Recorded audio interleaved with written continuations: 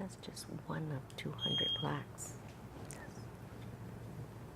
Okay, 200.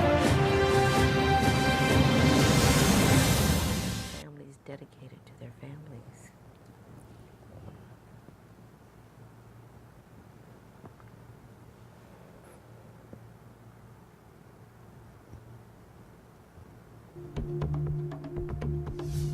What is innovation? There are more technologies coming all the time. Trying to get down to the specifics rather than being a sort of general partnership. Innovation Dialog. It's coming, and it's coming quick. Commit more resources and time and energy. The prosthetics field to return people to function. East meets West from Silicon Valley. What is innovation? Great, thanks.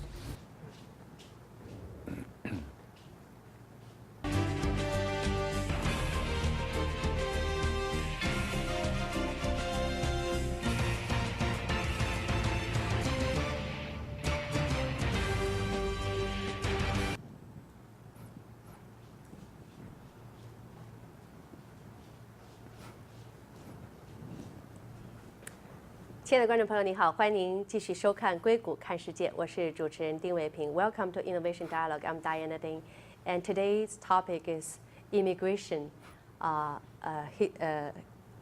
voice, right, and hero voices, immigration history and hero voices, right. Actually, everybody come to the United States, they have a dream. We are all immigrants, Right. Yeah, all of us. You are your Scotland. family, Scotland, and you are from. All from China. Zhongshan, right? Yes. And you are China, Taishan, and Zhongshan. you are also Taishan.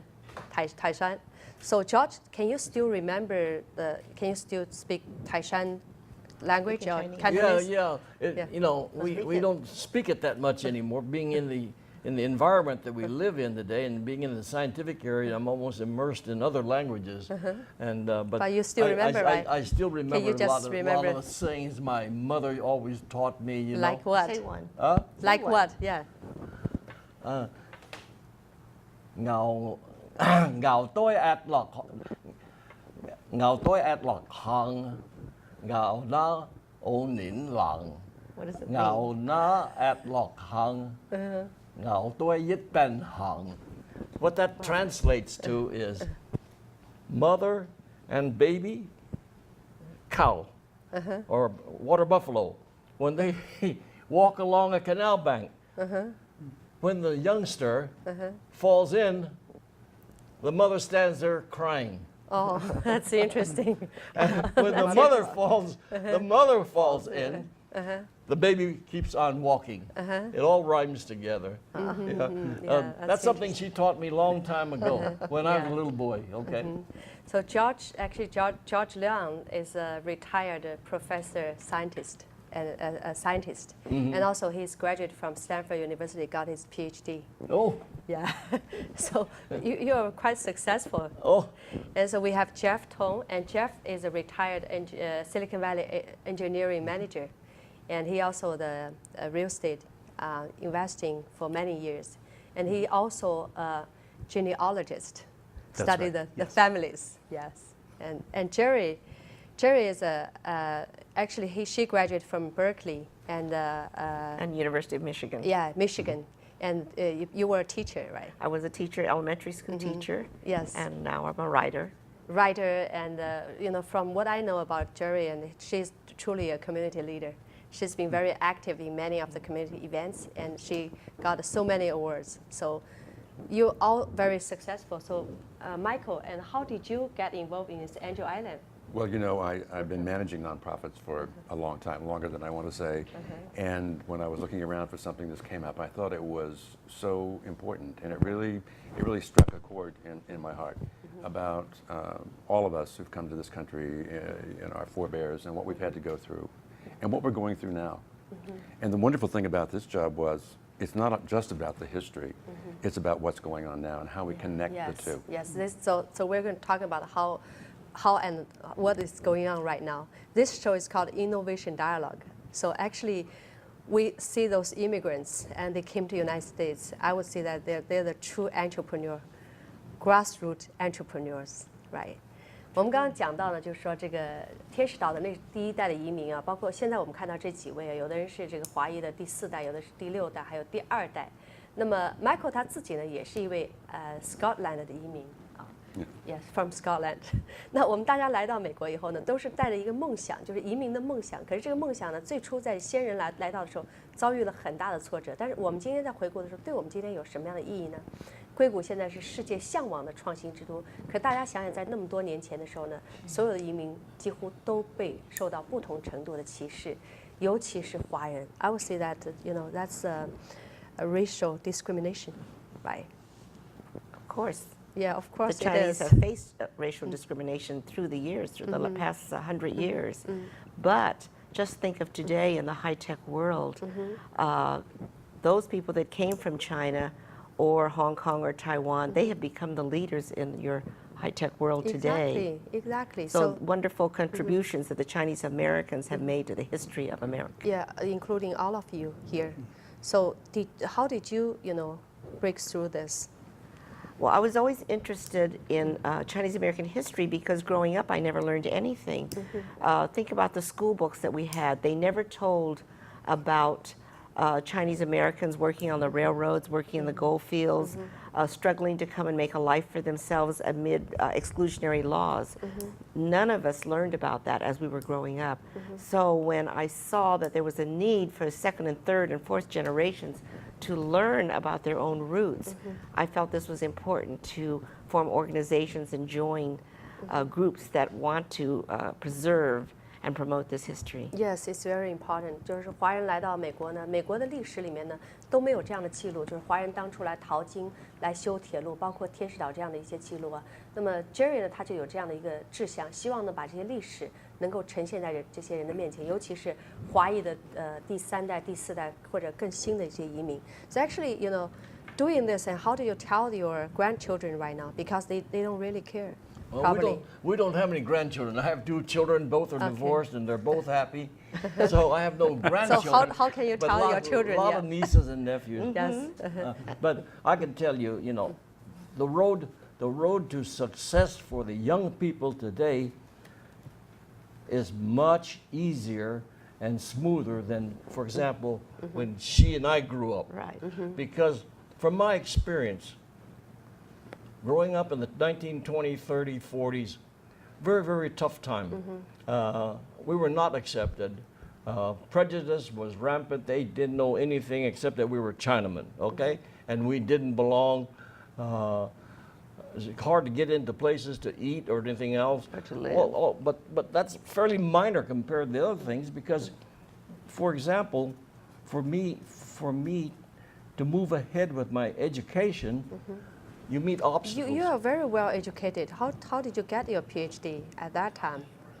Well, I couldn't get into medical school. I was considered, my grades were not good enough. Obviously, the problem was mine that I was not straight A in pre-med. There were some Chinese boys that were better than I was, I have to admit that. But on the other hand, the number of Chinese boys or Asian boys being admitted to medical school was either 0, 1, or 2. Stanford was one of those that offered 2 places per year. And with all the applicants, you know that I'm not going to be able to make that. So I worked at it very hard, but I decided, the heck with it, I'll go to grad school and get my PhD in physiology. That's the closest thing that was related to medicine because it describes all the biological processes that take place in the body from the head to toe.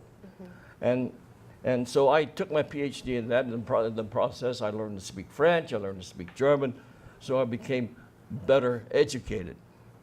But the difficulties in my case in moving ahead even after I got my PhD, that I couldn't get a job. For how long? For about almost, I finished my degree, I had to wait about 8-9 months. All my fellow students They all got their had job. gone to universities as assistant professors or whatever. But I got a job with Uncle Sam, civil service. Oh. United States Naval Radiological Defense Laboratory in San Francisco.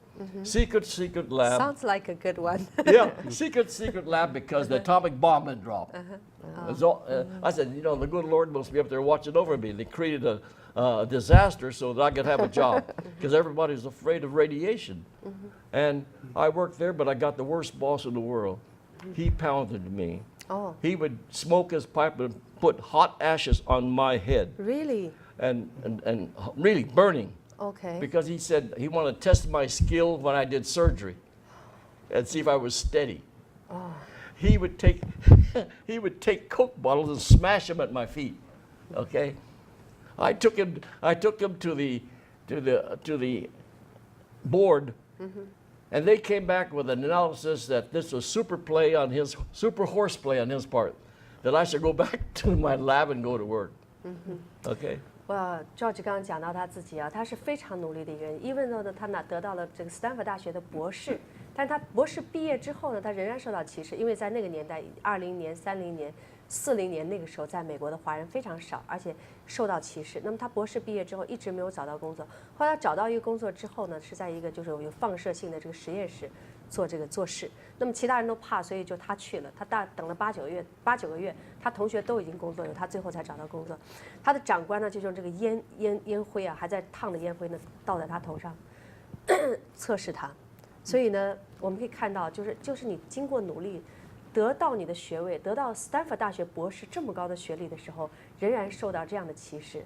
So Jeff, you heard about George's story, and what about yours? Is that easier? It's a little easier. I went to school in the South, of course, at Georgia Tech. But to be honest, when I came back out here, it's different. They're more verbal about things, so you know who is biased and who's not. Out here, the racism is quiet. The glass ceiling is still there, though.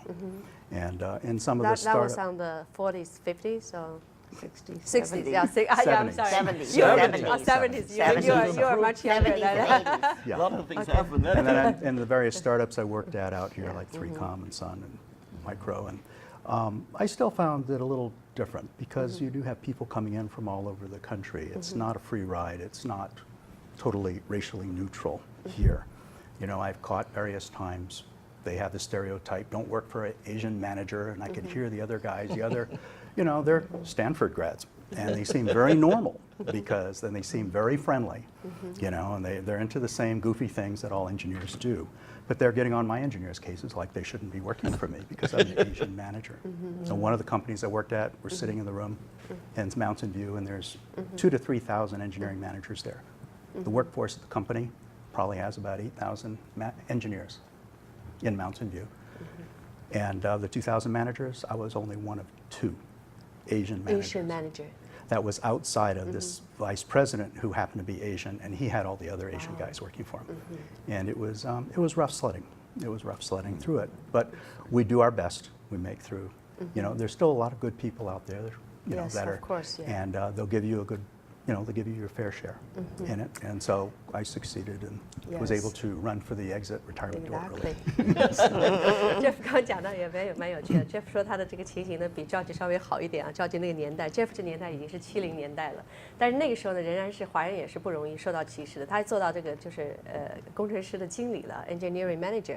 但是呢，他们不愿意呢在亚洲人的手下工，在公司里面，全公司的很多个 manager 里面，唯一2个亚裔，那么他是其中一个。但是下面的人说，哦，我们不愿意，我的上司是一个亚裔。所以呢，依然是这样的一个歧视。But actually, our show is called Innovation Dialog.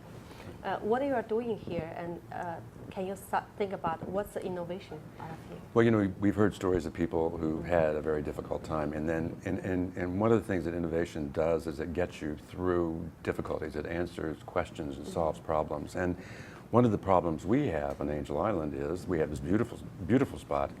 We're putting a lot of money into renovating buildings for museums, but it's hard to get out there. It's an island, and so you're dependent on ferry schedules. Now we can see the pictures that many people went to Angel Island. 很多人呢去到这个 Angel Island，我们也去看一下这个图片啊。 Right. That's what you're doing, organizing people and go to Angel Island, get to know this. Among other things. And so what we're going to do is when this museum is finished, we're going to put in exhibits that can live off the island virtually. And so we're very interested in talking with people in Silicon Valley about how we might best do that and innovate to get around that problem of access to the island. So, for example, how are you going to do that?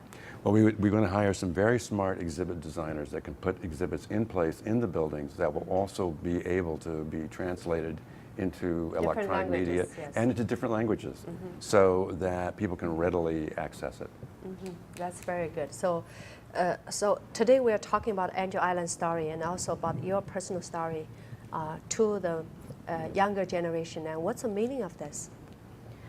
Well, everybody wants to know eventually where did they come from. Even now today I get this question, where did you come from? I said, I came from America. I was United born States. here. I'm Yeah. a fourth generation. But where did you really come from? Yeah. Well, then it makes you think about it. They don't understand that we were an immigrant population. However, we are third and fourth and sixth generations now, and we want to tell them what our forebears did to contribute to the history of America.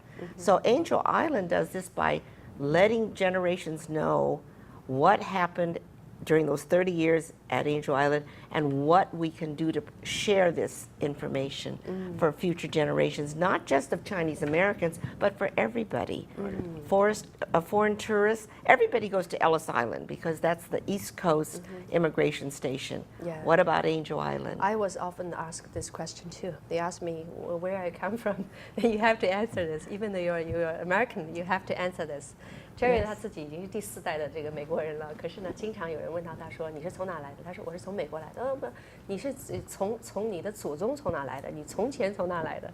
就是说你到了现在，他依然不把你当成是美国人，但是呢，他想要做的事情就是让更多的人知道这个历史。Actually, so what's the goal to achieve when you know the Angel Island organization foundation, and what's your goal to achieve, Jeff? Well, you know, it's a lot of discrimination is human nature sometimes. Yes, human And nature. sometimes the worst thing you can do is forget about it because it'll come back again. And Angel Island is one of those ways we can set a marker out there to stay for this generation, future generations. That this happened, we got through it, but to remember that it's there and things could go the other way and return to that. That's true. Sometimes when countries go through difficult times, economic Especially, times, where they see some other country doing a lot better than they are. Yes. And sometimes envy and things get in, and They have to find someone to blame on. right. Sometimes that happens. You want Right. to find a scapegoat. Close Island, the barriers. It's a reminder out there. It's a reminder is not just for everybody, but also for the Asian community as well. To remember it, to be active in that area as well. Yes. To try to keep things kind That's of so fair true. and equitable. That's so true. Jeff 刚刚提到呢，就是说，我们现在要知道这个天使岛的这个历史呢，让现代人知道这个历史，因为呢，其实歧视是人类的天性。那么这个歧视那个时候有，也许还会回来，这种习惯也许在某种程度，在某个时刻还会发生。尤其在经济不好的时候，大家总会去责怪说是因为这个，因为那个。那让我们记住这段历史，就让我们不要再犯同样的错误，去歧视我们的人类啊，让我们的这个兄弟姐妹呢能够生活的快乐。So George, if you tell with one sentence tell the next generation about this history, what do you want them to remember? About all the negatives or what? Well, No, I think the younger people growing up, they have to realize that nothing is handed to you. yes, That you're in the grown-up world, you're going to be working with people that have human frailties. We have our weaknesses, whether it's money, whether it's power, whether it's just taking everything you can and not leaving anything for anybody else. And all these relate, back to the fact that we're human. And somehow we have to learn to suppress those weaknesses and bring out the strengths in our character. And the only way you can do that is to win the respect the trust yes, of the people you work with. yes, Because if you don't earn that trust and respect, you will never be recognized for anything. That's my Totally belief. agree. And Totally that agree. describes the character of a person, and we should strive to work better. One motto that I was taught when I was moving up the ladder very quick, and some of my compatriots who had worked at the same level with me came in with a little plaque for me. They said, now that you are a leader, now that you're a manager and director, he said, oh, you have to remember, do not forget those that worked around you. Yes. Okay? Exactly. Yeah. Do not forget about that you have a those. great responsibility for the Yes. lives of these people now that Yes. are here working for you. And he gave me a plaque that said, evil overcomes good when good men do nothing. That's true. A quote from Edmund Burke. Yes. I have used that as my working hypothesis, my working principle from the day I got to become a manager, that I am responsible for other people's lives. And that's what our young people need to know. Yes. Take the responsibility and earn your trust and respect. And also talking about innovation, there is no innovation without trust and respect. And also, like George said, it's a time for us to stand up and get heard. So for this, what you're doing in this foundation, and what you hope that people can do to help you? Well, I hope that they can help us by participating. We've collected well over 120 stories that people have told us, and you've heard some of them here. And that is going to be the basis for education. We are designing an immigration education module for the schools so that every school in California can have access to this information. It's going to be beamed through a Skype-like device to the classroom live from the immigration station. And so we want youngsters to learn about immigration and where it's going. Very good. And we have the website there, so people can access to your website. Absolutely. And yeah. 我们到这儿呢，已经快接近节目的尾声了。我们今天请到这些朋友一起来谈一谈天使岛。我们看到说，美国这个历史走到今天啊，过去的天使岛把华人囚禁在那边，让他们在暗无天日这种时间中盼望。那很小的孩子呢，见不到自己的父亲。也不知道自己的明天会是怎么样。他们在中国等于是抛弃了一切来到美国。我们很多的人呢都有自己的梦想，移民来到这样的一个地方。硅谷呢也是世界的创新之都，但是我们看到这一路走来，这个文化中间有多少的血泪啊，多少值得我们汲取的一些教训，让我们永远牢记这份历史。那么在这个就是天使岛他们这个基金会呢，他们做了给每个这个移民的，就是他当时在天使岛这些家庭做了一块匾额，其中有一个人呢就叫 Taurus 王，那么他的名字叫做黄奇耀。那么黄奇耀呢，就是我们在纪录片中看到他的故事。他现在已经100岁了，他还记得他小的时候呢，在天使岛的这些故事。在节目的结尾，我们再来看一下他的故事，让我们永远记住这段历史，知道移民是怎么样从天使岛走到今天，成为世界的创新之都。到这里差不多了，非常谢谢观众朋友今天的收看，我是丁卫平，下节目再见。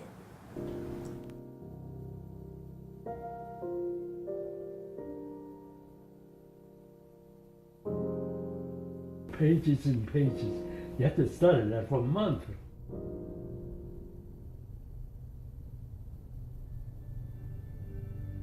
It's a trick question.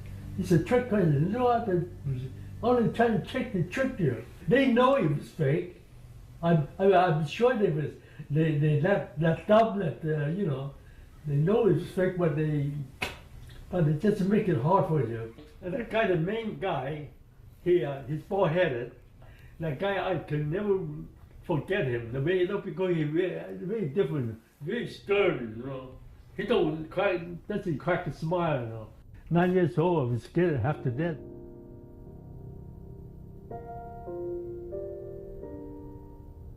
How many days I actually stayed there, I don't know. But anyway, I saw my father, oh, I was so happy, you know. And then I could see that he had more or less tears, you know, in his eye. I think he'd been worrying about me too. In a way, I'm still looking forward to America because they call it Gemsan in Chinese, Golden Mountain. If they come over here, you take money on the street. You know, so, but of course it wasn't. So anyway, it's sort of, in a way, it's very happy, in a way, very, very sad.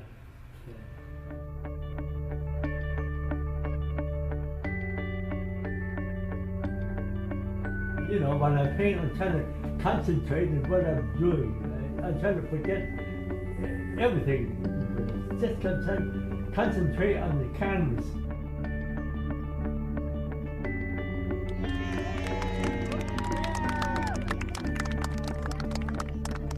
Yeah, I've been very, very lucky to find that for myself, you know. I guess you could call it selfish, but I feel that I accomplished something, you know.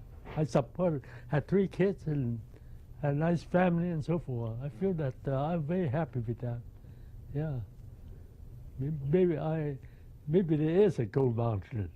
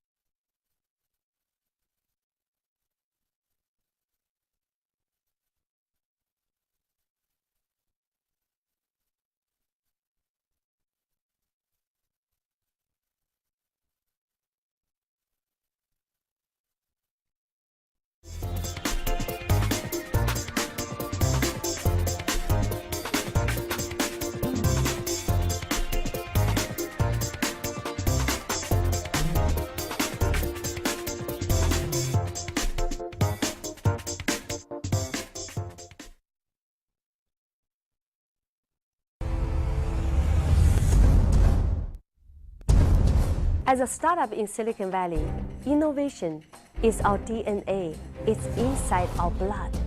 What is innovation? Very confident. It's a way of thinking, it's a philosophy, it's a mindset. It's very closely related to leadership. For me, it's really about finding the right fit between the product and the market. Have a strong technology position, a strong market impact. Innovation can be an idea, can be a product, can be a service, or can be a thinking. It can be everything, out-of-box thinking, not limited to your background, to the past.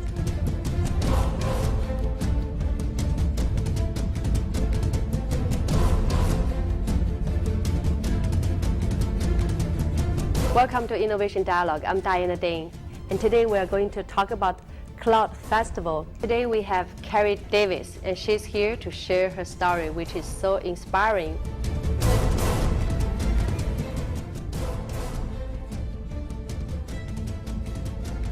What we are doing here is to summarize, bring out the point, and give a good presentation. Help people to bring out their idea to the whole world.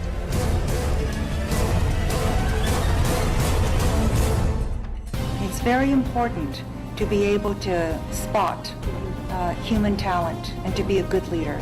More importantly, it's how our corporate and partners perceive the value that's come out of the event. It was all about seizing the opportunity rather than looking at the world as a set of problems. I want to change the paradigm of angel investing being local. I want all of us to think global and to look at great opportunities in Asia or Europe, wherever it is in the world. Come to Ding Ding TV. Let us work together to bring out your idea to share with the whole world.